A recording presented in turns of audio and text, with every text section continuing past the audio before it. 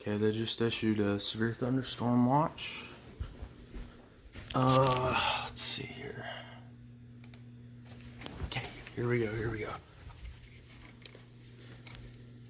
Come on, hurry up. Sunny in the morning, then partly cloudy with a slight chance of showers and thunderstorms in the afternoon. Highs in the to 10 miles an hour.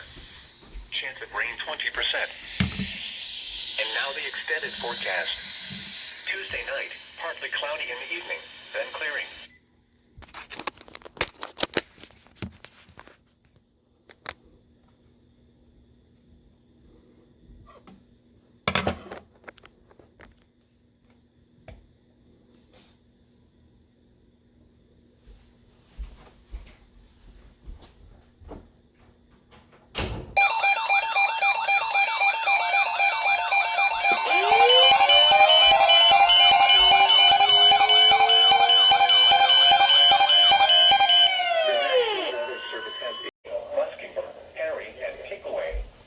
Remember, a severe thunderstorm watch means the conditions are favorable for the development of severe weather, including large hail and damaging winds.